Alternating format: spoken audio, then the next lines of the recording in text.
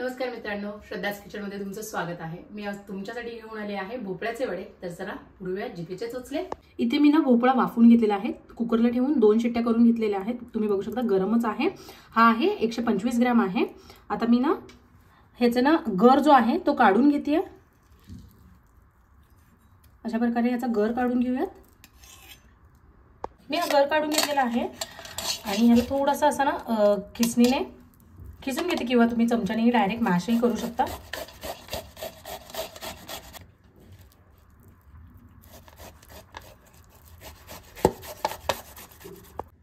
तुम्ही बघू शकता भोपळा छान मी मॅश करून घेतलेला आहे। यातच मी घालणार आहे 3/4 कप गूळ घालते। गुळाची क्वांटिटी तुम्ही तुमच्या गोडीनुसार किंवा आवडीनुसार कमी जास्त करू शकता। आणि आम्ही खिसून घेतलेला आहे जेणेकरून ह्यात ना पटकन मिक्स होईल। त्याला आपण छान मिक्स करून घेऊयात।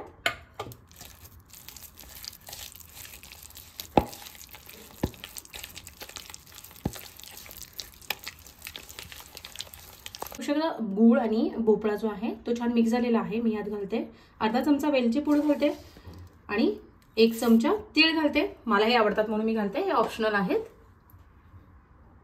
हे मिक्स करून घेते। आता आपण यात ना लागेल असं गव्हाचं पीठ यात घालत जाणार आहोत।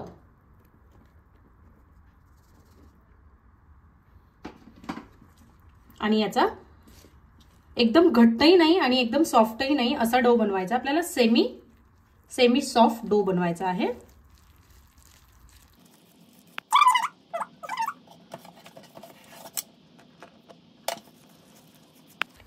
तुम्ही बघू शकता आपलं पीठ छान मळून झालेलं आहे। आता आपण याचे वडे करून घेऊयात।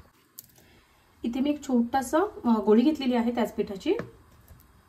थोडंसं पिठामध्ये ह्या डीप करते आणि लाटून घेते। काही लोक असे थापतातही पण लाटून पटकन होतील म्हणून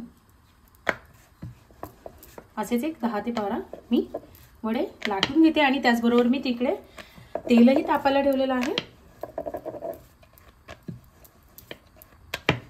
तुम्ही बघू शकता असं पुरीप्रमाणे आपण याला लाटलेलं आहे। असेच बाकीचे वडे लाटून घेते मी। तुम्ही बघू शकता अशा प्रकारे मी थोडेसे वडे लाटून घेतलेले आहेत। इकडे तेल तापायला ठेवलं होतं, तेही छान तापलेलं आहे। आता आपण छान तळून घेऊयात। तेल आपलं छान तापलेलंच हवं, आपण जसं पुऱ्या तळतो ना तशा प्रकारे आपल्याला तेल गरम गरम हवं, म्हणजे आपल्या वडे छान फुलतात।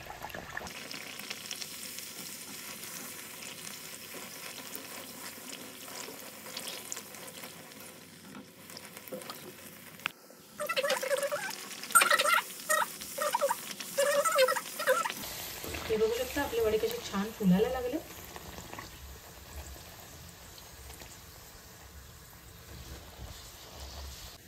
मी दोन्ही साइडने छान याला तळून घेतलेले आहे। अशाच प्रकारे बाकीचे वडे तळून घेते। चला तर आपले भोपळे वडे रेडी आहेत। हे तुम्ही 15 ते 20 दिवस आरामात स्टोअर करू शकता। तुम्ही रेसिपी नक्की ट्राय करा। माझ्या चॅनलला लाईक, शेअर आणि सबस्क्राइब करायला विसरू नका। थँक्यू।